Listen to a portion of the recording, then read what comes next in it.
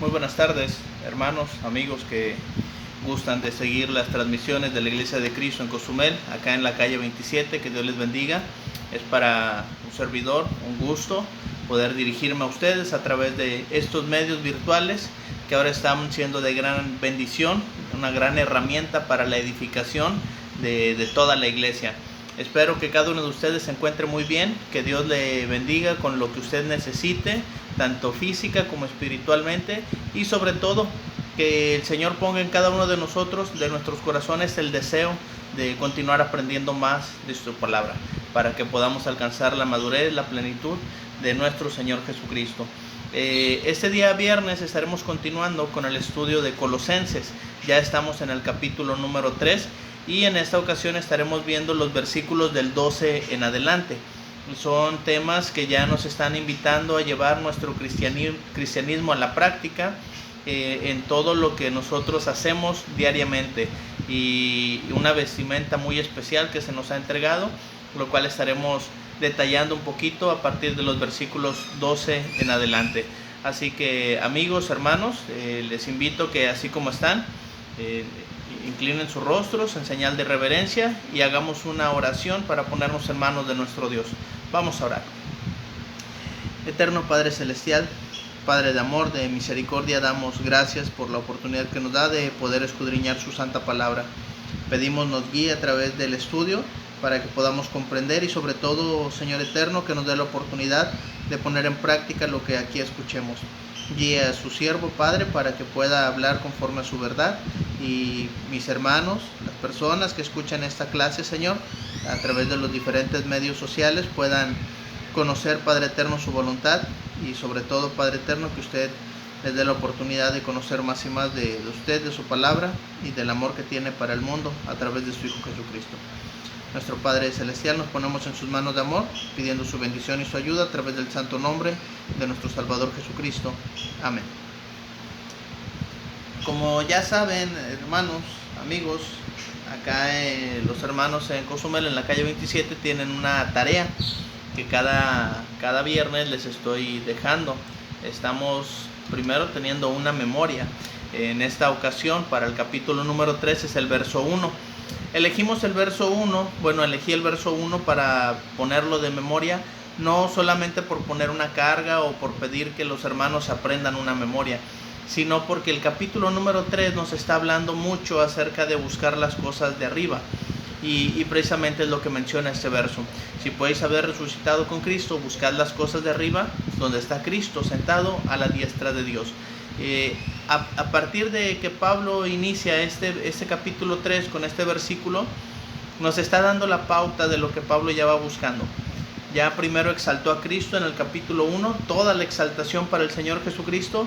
En el capítulo 2 habló de las advertencias contra los falsos maestros y apartarse de la verdad. Y en este capítulo 3 nos está poniendo a poner la mirada en las cosas de arriba, las cosas celestiales, las cosas espirituales, las que no se ven, pero que llevamos dentro y debemos de ir transformando día a día. Entonces, espero que cada uno de ustedes pueda aprenderse este versículo. Es de gran ánimo, de gran edificación, que lo marque en su Biblia, lo subraye para que pueda meditar en él y sepa que el capítulo 3 habla de ir buscando las cosas de arriba. ¿De qué manera? Vamos a continuar a través del verso 12. Buscad las cosas de arriba a través de vestidos como escogidos de Dios, santos y amados, de entrañable misericordia, de benignidad, de humildad, de mansedumbre, de paciencia. Fíjense lo importante de este verso número 12. Ya en los versículos anteriores, los versículos número 10, del 5 en adelante, que nos habló de hacer morir lo terrenal, y menciona una lista ahí de cosas que debemos de quitar de nuestra vida. Después nos habla algunas cosas que son personales, que son muy escondidas, y cada uno de nosotros sabe con qué está batallando y qué debemos de quitar. La ira, el enojo, la malicia, blasfemia, palabras deshonestas, todo eso también debe de desaparecer. No es solamente las cosas que se ven, sino también lo interno, una limpieza completa.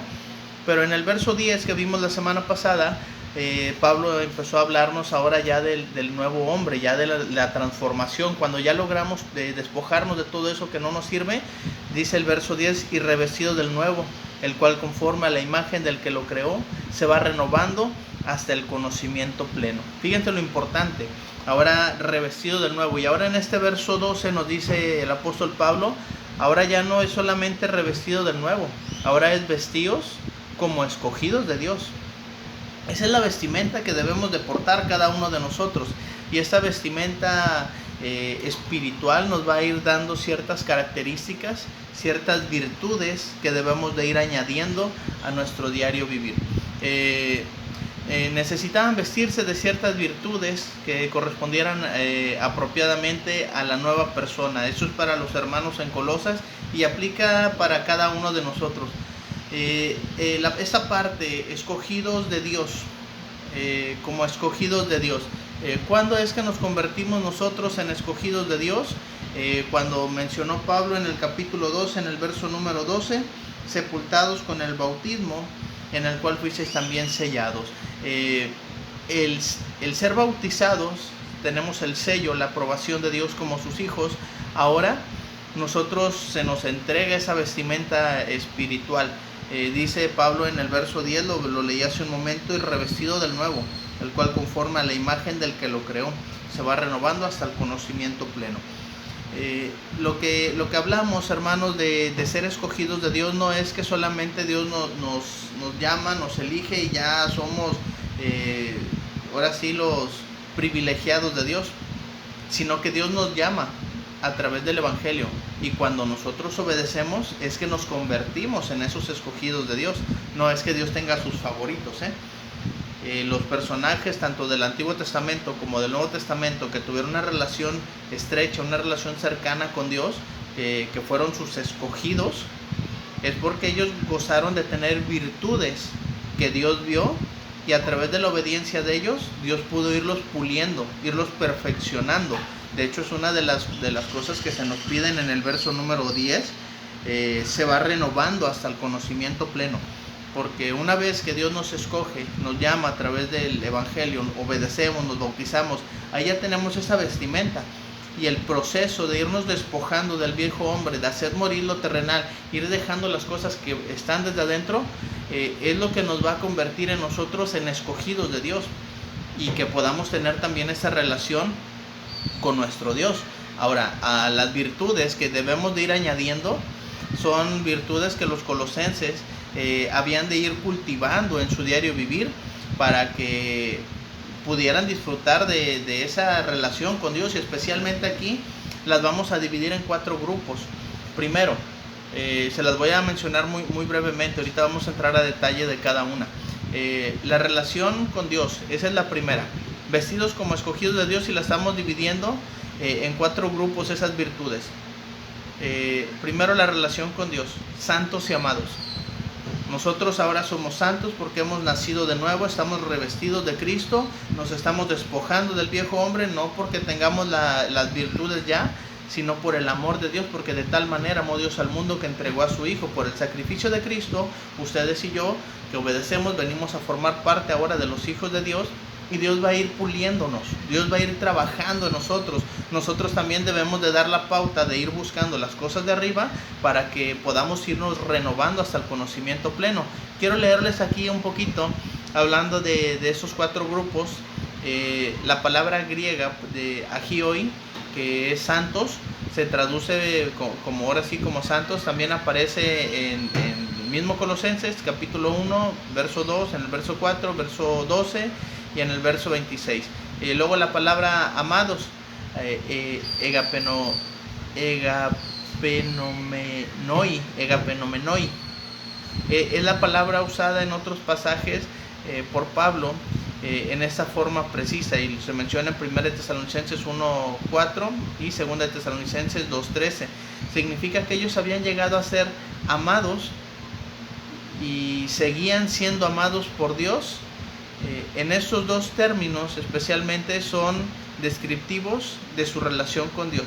Y fíjense qué hermoso, porque no es nada más que nosotros podamos decir, bueno, Dios ya me ama o Dios ya me amó.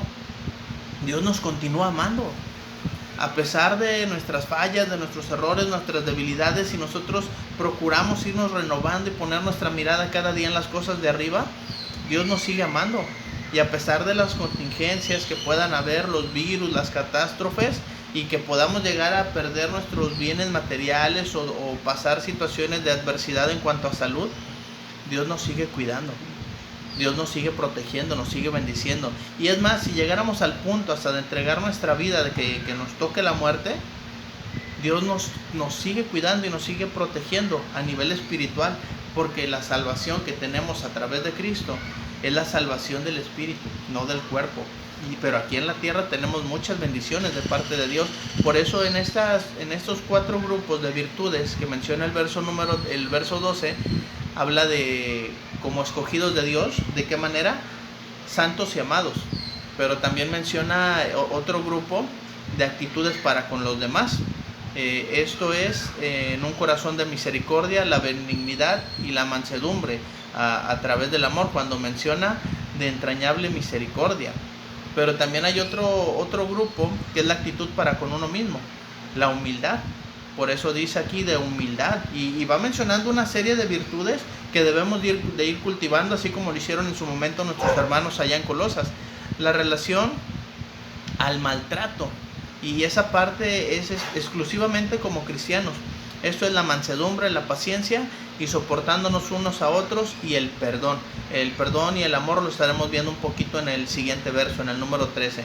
Mientras tanto vamos a ir desglosando un poquito las palabras. Lo voy a leer de acá de mi computadora porque la letra ya está muy chiquita. Espero que usted tenga la oportunidad de leerlo en su casa y pueda tomar nota de las palabras, porque es muy importante entender el propósito de las palabras usadas aquí. De entrañable misericordia. Fíjense, nosotros hablamos de misericordia, pero aquí Pablo está yéndose un poco más profundo, está hablando misericordia desde las entrañas. ¿Y qué significa eso? En una forma de esta palabra entrañable viene la palabra en griego splashnosomai. Son palabras griegas, discúlpenme la pronunciación, que significa sentir compasión. Expresa la mente de Jesús para con los que tienen necesidad. La misericordia o ikritmos expresa por medio de actos de compasión, de piedad, de preocupación y de conocimiento de los problemas de la gente. La palabra conlleva un sentimiento de compasión para con los demás, especialmente con los que sufren o tienen necesidad de ayuda. Es una disposición tierna y amable que es profundamente sensible al sufrimiento de la gente. Al juntar esas dos palabras, entrañable y misericordia, fíjese el resultado que nos da. Da a entender literalmente intestinos de compasión. La mejor traducción o la más cercana es una sincera compasión. Cuando usted ve una situación en su familia, en los hermanos, incluso en personas que usted ve, por ejemplo, con todos los catástrofes naturales que han pasado con las personas de allá de Centroamérica, de El Salvador, ahora que fue la tormenta esta acá por Chiapas, por Tabasco, por Villahermosa, por todos esos lugares que trajo inundaciones, gente se quedaron sin nada, y uno ve las imágenes, ve los videos, ve las noticias, y uno se conmueve desde adentro, y podemos decir, ay, es que me duele el corazón. Algunos dicen, se me apachurra el corazón, o no me gusta ver eso, porque incluso hay personas que hasta lloran del sentimiento que les da. Esa es una entrañable misericordia que usted está sintiendo hacia las demás personas. Cuando nosotros adoptamos esta virtud, porque no a todos se nos da esa parte de tener esa misericordia desde adentro, que se nos conmueva, se nos apachurran los intestinos, el corazón y todo lo demás, y decimos, me duele ver sufrir a las personas, ver sufrir a mis hermanos, ver sufrir a mi familia. Esa parte la debemos ir cultivando. Cuando nosotros empezamos a tomar esa entrañable misericordia, ya no nada más la santidad y que Dios nos ama, una misericordia desde las entrañas, ese dolor que nos duela, sentir una sincera compasión por los demás, vamos a ir cultivando esas virtudes, y cada vez nos vamos a ir vistiendo como escogidos de Dios. Esos son los atributos, la vestimenta que debemos usar cada uno de nosotros. La benignidad. La palabra griega es crestotes, que significa amabilidad o generosidad. Esos son sinónimos. Ternura, rectitud o bondad. Describe una cualidad de la naturaleza de Dios. Y aquí menciono algunos pasajes: Lucas, Romanos, mencionamos 2 Corintios, Tito. Son algunos pasajes que nos hablan acerca de esa benignidad que Dios tiene para con nosotros. Y es una cualidad que los cristianos deben cultivar, según lo que nos enseña Gálatas 5:22, cuando habla acerca del fruto del Espíritu. Son cosas que debemos de ir buscando, que tal vez no están en nosotros, pero como ya estamos poniendo la mirada en las cosas de arriba, ya estamos revestidos de Cristo y ahora nos estamos vistiendo como escogidos de Dios, la entrañable misericordia y la benignidad son cosas que vamos a procurar. Que usted haga el bien a los demás. Hay un dicho popular: haz el bien sin mirar a quién. Y esto aplica completamente a lo que Pablo le está escribiendo a nuestros hermanos allá en Colosas. Hagan el bien, ayúdense, conmuévanse de corazón cuando vean sufrir a alguien que necesita ayuda y que esté en ustedes. Las bendiciones que Dios nos da no es nada más, no es porque nos las merezcamos. Somos administradores de las bendiciones de Dios. Entonces es ahí donde nosotros vamos a compartir, a desprendernos de lo que Dios nos ha dado. Y fíjense algo tan hermoso: más tardamos nosotros en pensar, dar o ayudar a alguien que lo que Dios nos está retribuyendo. Entonces eso es bien importante, que nosotros vayamos cultivando las virtudes. La humildad fue algo que caracterizó completamente a nuestro Señor Jesucristo. Ahí está la palabra en griego. Esa es una palabra para hacer referencia a una actitud de sumisión para con uno mismo. Esto va completamente en contra de lo que es la falsa humildad, o lo que podemos ver en la gente como orgullo, arrogancia o jactancia. Eso ya no cabe en el cristiano, eso ya no cabe en los hijos de Dios.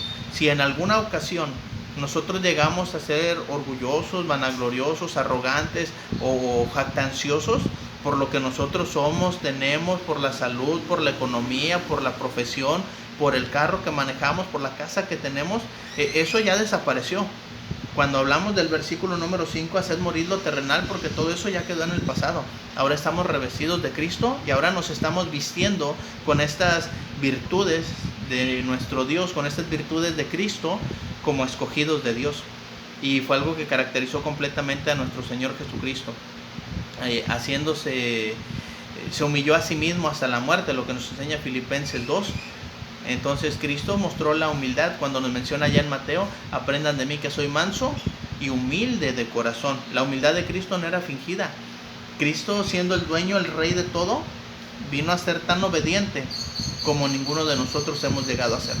Entonces es una gran lección para nosotros, vestidos como escogidos de Dios, santos y amados, de entrañable misericordia, de benignidad, de humildad, pero también la mansedumbre.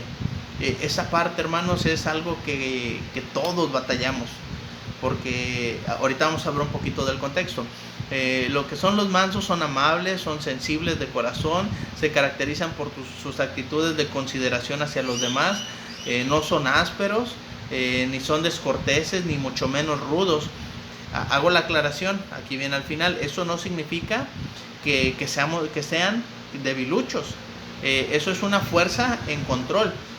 Cuando nosotros hablamos de mansedumbre, el primer ejemplo que viene a mi mente es el del caballo. Es un caballo mansito, y podemos ver el animal, podemos ver la bestia grandote, con brío, con fuerza, pero uno lo toca y el animal se deja guiar porque es manso. Cuando nosotros tenemos un carácter duro o rudo y decimos: es que yo así soy, hermano, y somos peleoneros y contenciosos, y no es que Dios ya nos hizo así y así nos vamos a quedar. A pesar de tener esa fuerza, ese ímpetu, lo vamos a someter. Y somos nosotros los que nos vamos a controlar. No gritar, no exasperarnos, no desesperarnos. La mansedumbre es algo que caracterizó a Cristo. ¿Qué tanto le hicieron a Cristo? ¿Cuánto sufrió? ¿Cuánto no lo humillaron? Y Él, manso, como cordero fue llevado al matadero, y como oveja delante de sus trasquiladores enmudeció y no abrió su boca. Tenía todo el poder tan solo de alzar la mirada y pedir que mandaran legiones de ángeles, y no lo hizo. ¿Por qué? Porque fue manso y humilde de corazón. Entonces esas virtudes de Cristo, esas virtudes que habitan en Dios, son virtudes que debemos ir cultivando cada uno de nosotros. No es que propiamente ya las tengamos o decir me bautizo y ya tengo todo esto por añadidura, no. Me va a ir costando trabajo primero de despojarme del viejo hombre, despojarme de lo que hay adentro de mí. Me voy a revestir de Cristo y voy a vestirme como escogido de Dios. No es solamente por fuera. A mí de nada me serviría llevar una corbata bien bonita y ponerme un saco y verme bien elegante si por dentro estoy todo podrido y tengo ira, enojo, malicia, soy blasfemo y todavía hay inmundicia en mí, hay fornicación, hay adulterio, hay mentiras. De nada me va a servir verme elegante por fuera, verme bien por fuera. Yo tengo que empezar a verme bien desde adentro. ¿Y cómo lo voy a lograr? Empezando a cultivar actitudes o virtudes que tiene Dios para con nosotros, que tuvo Cristo para con nosotros. La paciencia, la macrotumía, esta palabra me gusta mucho, cómo se utiliza aquí. Se define como el estado de ser capaz de resistir a la provocación, capaz de soportar, paciencia para con los demás. Los que son pacientes están dispuestos a sufrir, que se les haga mal y mantienen firmes en medio de las situaciones difíciles. Y yo no puedo pensar en otra persona que no sea mi Cristo, porque a pesar de lo que le hicieron, a pesar de lo que sufrió, se portó siempre bien paciente. La paciencia de Dios, hermanos, para con el mundo, para con la humanidad. Acuérdense en Génesis capítulo 6 cuando habla de los días de Noé. ¿Cómo estaba la gente? ¿Cómo vivían? Que llegaron al punto de desesperar a Dios y envía el diluvio. La gente de Sodoma y Gomorra, que Dios no soportó más la inmundicia que había en ellos y se agotó la paciencia de Dios. Y cuidado, hermanos, porque si nosotros seguimos viviendo en nuestro mundo y haciendo las cosas que el mundo hace, dejándonos llevar por todo eso, la paciencia de Dios se va a agotar y la venida de nuestro Señor Jesucristo no está lejos. Todo esto va a ser destruido. Y los que son de Cristo, los que somos de Cristo, vamos a ser llevados a la habitación celestial que Cristo está preparando. Pero no podemos entrar allá si no estamos vestidos como escogidos de Dios, si no tenemos en nosotros todas estas virtudes de Cristo, de nuestro Dios. Y eso nos va a ayudar mucho, hermanos, en nuestro diario vivir, en nuestro cristianismo, para que podamos nosotros crecer y podamos nosotros disfrutar de la vida que Dios nos está ofreciendo a través de Cristo. Y es por eso que cada uno de nosotros debe buscar las cosas de arriba, donde está Cristo sentado a la diestra de Dios.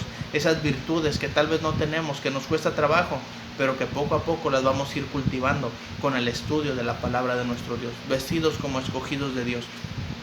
Aquí hago un resumen muy breve. La ira, el enojo, la malicia, la blasfemia, palabras deshonestas, mentiras, pueden desgarrar a una comunidad de personas. La ausencia de estas es fundamental para la unidad y la edificación. Necesitamos, hermanos, que la misericordia, la benignidad, la humildad, la mansedumbre, la paciencia, el soportarnos unos a otros, el perdón y el amor van a ser una piedra fundamental, hermanos, amigos, para que podamos construir unidad, podamos construir paz y sobre todo ser llenos de la palabra de nuestro Dios.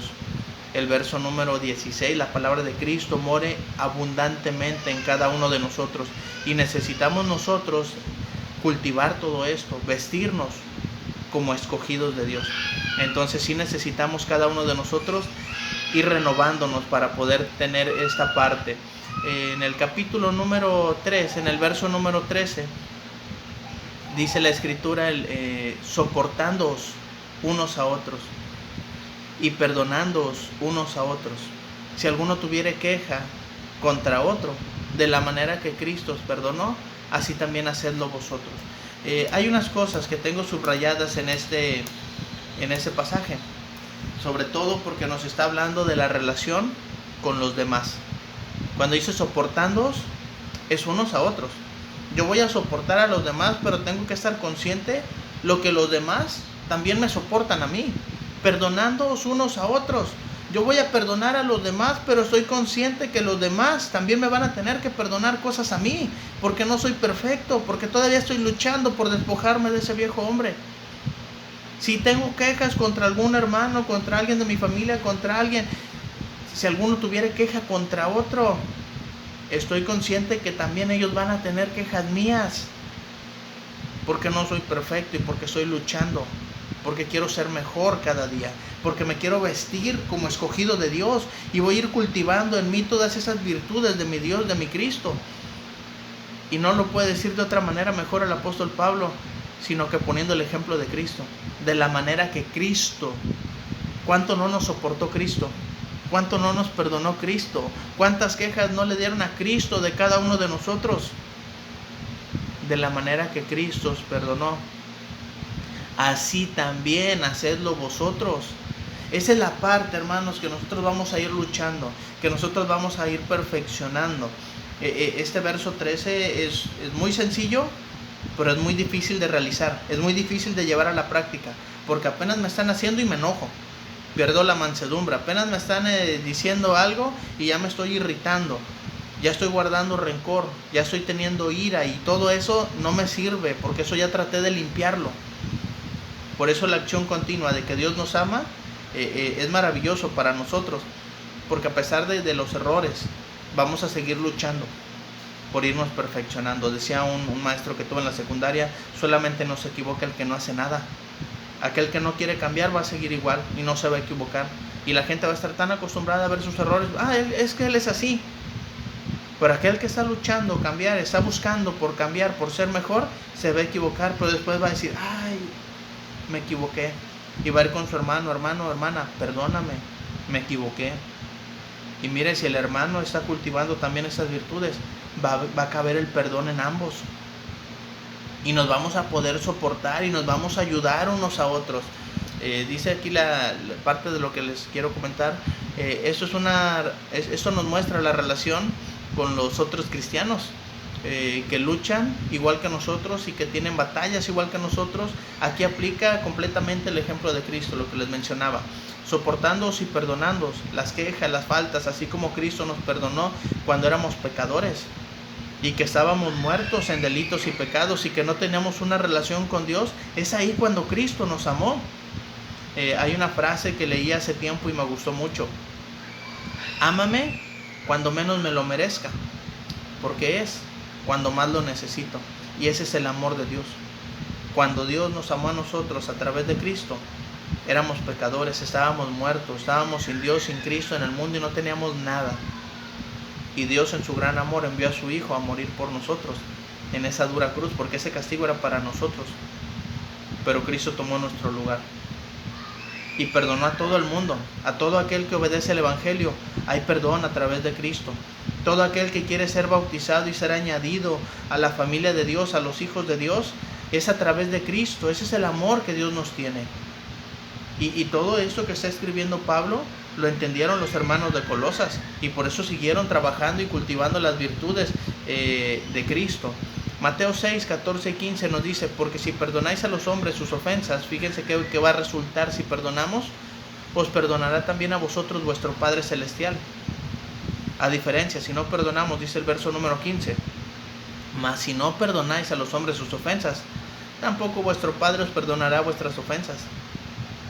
Necesitamos aprender a perdonar, porque queremos que Dios nos perdone.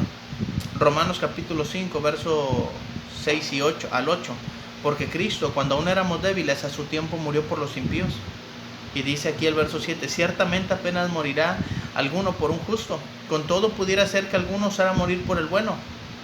Es que yo amo a este hermano, amo a mi familia, amo a mi hijo, amo a mi esposa. Pero fíjense la diferencia. Mas Dios muestra su amor con nosotros, en que siendo aún pecadores, Cristo murió por nosotros. Hermanos, no lo merecíamos. Por eso, si hay algún hermano, alguna hermana con la que usted tenga algún problema, soportándoos unos a otros, que ya se salió de control, el perdón, vamos a perdonarnos unos a otros. Que hay queja del hermano con la hermana y alguna familia ahí, no, de la manera que Cristo nos perdonó, así también hacedlo vosotros. Ese hacedlo vosotros es lo que nos va a costar trabajo. pero es la parte práctica. Es donde yo pongo mi mirada en las cosas de arriba y donde yo empiezo a cultivar esas virtudes de mi Dios y me empiezo a vestir como un escogido de Dios. Verso número 14. Y sobre todas estas cosas, o sea, yo ya puse en práctica todo eso que me dice el verso número 12. Me voy a vestir como santo y amado de Dios, de entrañable misericordia, de benignidad, de humildad, de mansedumbre, de paciencia. Voy a aprender a soportar a mis hermanos, voy a aprender a perdonar de la manera que Cristo lo hizo. Pero fíjense cómo dice el apóstol Pablo, y va a cerrar la idea principal aquí en este verso 14. Y sobre todas estas cosas, vestidos de amor. ¿Por qué? Que es el vínculo perfecto. El amor es la unión perfecta para que yo pueda despojarme de todo eso y pueda aprender a ser como mi Cristo, de la manera que Cristo. Hacedlo así también vosotros. Vestidos de amor, hermanos, es estar revestidos de Cristo. Es estar vestidos como escogidos de Dios. Aquí está encerrando todo. Ya no está dejando lugar a dudas. Vestidos de amor, los vuelvo a mencionar, es estar revestidos de Cristo, verso 10. Y es estar vestidos como escogidos de Dios, verso 12. Entonces manejamos el concepto como escogidos de Dios, como revestidos de Cristo, verso 10, como escogidos de Dios, verso 12, y vestidos de amor, verso 14. Fíjense lo hermoso que es Pablo y cómo nos va mostrando tal vez homiléticamente el concepto que quiere manejar para cada uno de nosotros y que lo podamos llevar a la práctica. El amor es la fuente de unión en un matrimonio. ¿Por qué se casan? Porque se aman. ¿Por qué estamos casados? Porque encontramos el amor a través de una persona y decidimos compartir nuestra vida con esa persona. Es la fuente de unión, el matrimonio, y esa es precisamente la analogía que usa el apóstol Pablo para referirse a la relación de Cristo con la iglesia, con los santos y amados que somos nosotros. Así que cuando nosotros podamos entender el propósito de la relación de Dios, de Cristo con la iglesia, vamos a poder entender cómo es que cada uno de nosotros debemos de llevar nuestra relación con nuestro Dios. Dice Efesios, ¿no está ahí? Efesios 5, verso 25. Maridos, amad a vuestras mujeres, así como Cristo amó a la iglesia y se entregó a sí mismo por ella. ¿Hay amor de parte de Cristo para la iglesia? Sí. Y es la misma analogía. El amor. Así como Cristo amó a la iglesia y se entregó a sí mismo por ella. El amor es el vínculo perfecto. Va a venir a unir todo. El amor es la unión perfecta, es el mejor pegamento para estar adheridos al cuerpo de Cristo y a su palabra y a nuestros hermanos. Va a romper con cualquier problema, va a pegar cualquier cosa que en algún momento se haya roto. El amor, acuérdense, y sobre todas estas cosas, vestidos de amor. Juan capítulo 13, verso 34 y 35. Fíjense en el impacto tan grande que tiene el amor dentro de la iglesia, como en su momento lo tuvo por nuestros hermanos de Colosas. Un mandamiento nuevo os doy, que os améis unos a otros, como yo os he amado, que también os améis unos a otros. Y fíjense, dice el verso 35, en esto conocerán todos que sois mis discípulos. ¿De qué manera? Si tuvierais amor los unos con los otros. Ese es el impacto que la iglesia debe de tener ahora en el mundo. El amor. Que no se pierda. Porque a través de eso, la gente va a conocer que somos discípulos de nuestro Señor Jesucristo sin decir nada. El amor. Sobre todas estas cosas, vestidos de amor. ¿Por qué? Porque es el vínculo perfecto. Dice el verso número 15. Y la paz de Dios gobierne vuestros corazones, a la que asimismo fuisteis llamados en un solo cuerpo, y sed agradecidos. Pero este verso 15 lo estaremos estudiando la semana que entra, si Dios nos da oportunidad. Espero, amigos y hermanos, que puedan ver esta clase, que nos ayude realmente a irnos vistiendo como escogidos de Dios, a estar revestidos de Cristo y sobre todo, como dice este verso número 14, vestidos de amor, porque es el vínculo perfecto. Va a pegar, va a unir todas las cosas en nuestra familia, en la iglesia y sobre todo en nuestra relación con Dios. Que Dios nos ayude, hermanos, para que podamos nosotros vestirnos como escogidos de Dios. Agradezco su atención y espero que puedan también compartir esta clase y que puedan ser edificados a través de la palabra de nuestro Dios. Que Dios les bendiga.